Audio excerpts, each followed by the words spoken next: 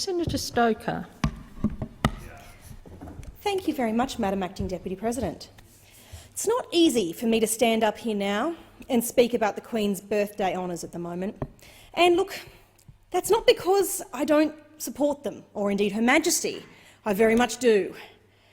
It's because they feel like a luxury at a time when so many Australians are struggling.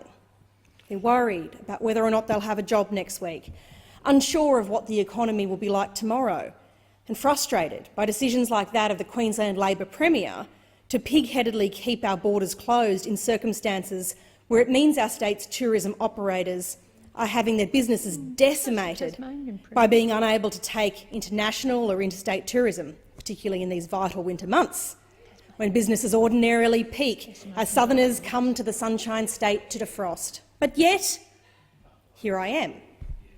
And I'll explain why. Earlier this year, a woman named Bettina Arndt was the subject of a motion moved by Senators Wong and Keneally of Labor.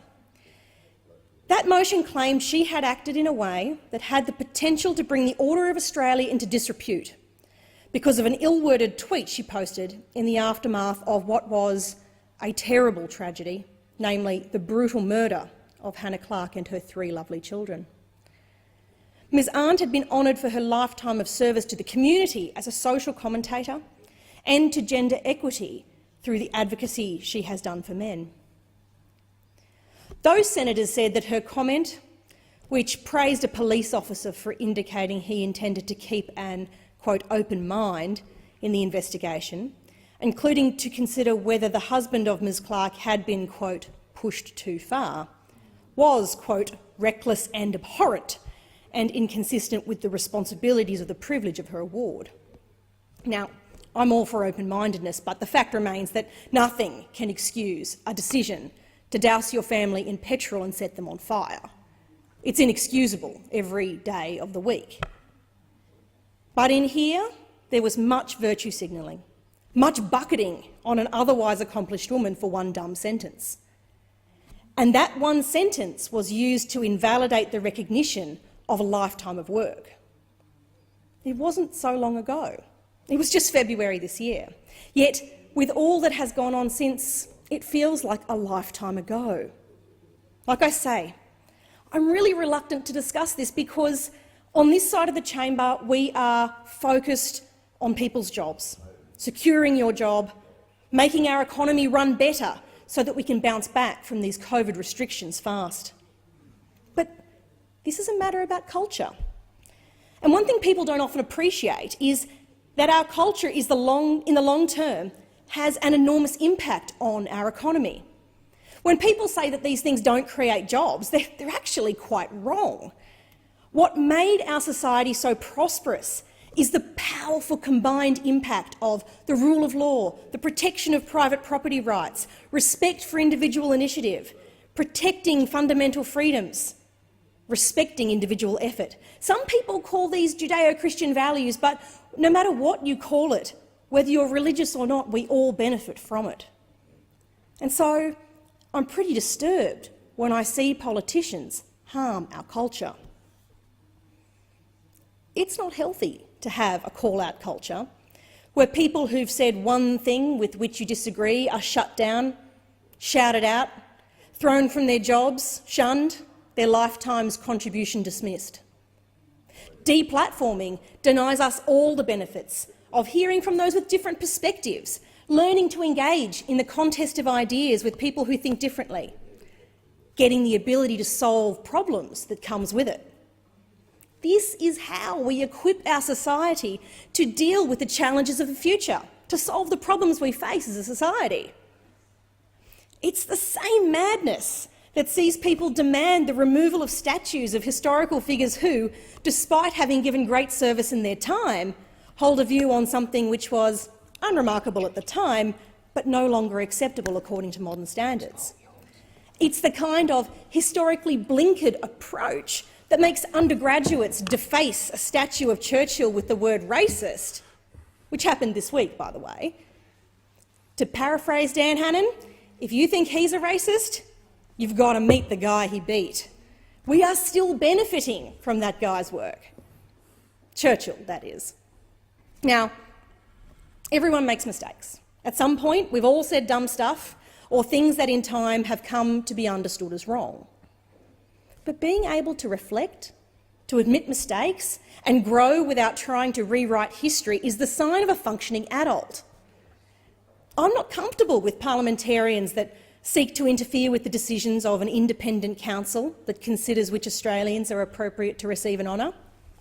It shouldn't be politicised, because we want all Australians to believe in and respect the integrity of the process by which these people are chosen. While parliamentarians should have input into the criteria by which we award these people, parliamentarians should not get rights of outrage veto on those duly awarded. And yet, Queen's Birthday honours were granted on Monday, and among the many recipients was Mike Carlton. He was honoured for his service to the, quote, print and broadcast media and to naval history. Now, to call this man a potty mouth is generous. It's more accurate to say he's a vicious online bully, a keyboard warrior, the ultimate coward. He might have contributed to naval history. I can't honestly say I know. But what I do know is that a broadcaster and writer who can't engage with or even observe someone with whom he disagrees without launching into a torrent of abuse cannot possibly make a substantial contribution to the print and broadcast media. I won't be calling for Carlton's honour to be stripped. That's not my place. But what I do want to observe is this. Mike Carlton has advocated for violence against women. My friend and colleague, the member for Boothby, has been on the receiving end of his vitriol in the context of her participation on Q&A in a discussion about domestic violence. Fellow panellist Jimmy Barnes recounted an horrific story of a family member receiving brutal abuse from her husband even on the day of their wedding. Mike Carlton then tweeted, using the hashtag to try and get it displayed on TV for all to see, quote, "Never have I admired Jimmy Barnes so much as tonight. How does he not leap from his seat and strangle the Liberal shill on his right?" Close quote. It's disgusting. Mike Carlton has a record of racist, anti-Semitic slurs. One of many examples, he called an individual who dared to criticise an article he wrote about Israel a, quote, "classic Jewish bigot," close quote, suggesting that there's some special attribute of Jews that makes them bigots. He's generous with his anti-Semitic insults. But here's the thing. Where are the outraged motions from the Labor senators demanding that his honour be reviewed? Because his words are so abhorrent as to bring the award into disrepute. Well, that's the precedent that's been set. Where are the long lines of senators wanting to speak about the horror of encouraging violence against women? Where are they? Where is the bleating about the horrors of racism we are used to hearing from those opposite? They are deathly silent. Violence against women is wrong. Violence against anyone is wrong. Racism is wrong. This is rank hypocrisy. Because he leans to the political left, Carlton is a protected species. One rule for them, another for everyone else. And so I issue a challenge to Senators Wong and Keneally, and indeed most of the Labor and Green senators. For a change, be consistent. Racism is wrong, whoever says it, whatever their politics, whatever the colour of their skin. Encouraging violence against women, or indeed men, is wrong, whether the Speaker is a member of your political tribe or not. Reject your usual hypocrisy, which you weaponise so readily to shout down anyone whose political causes don't match your own, to chip away at our culture of being able to agree to disagree without going feral. We may not be perfect, but on this side of the chamber, at least we are intellectually consistent.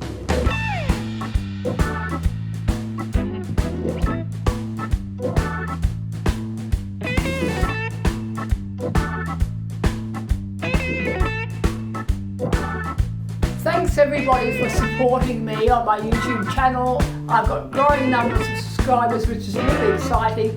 If you'd like to support me financially, go to my donate page on my website. Thanks a lot.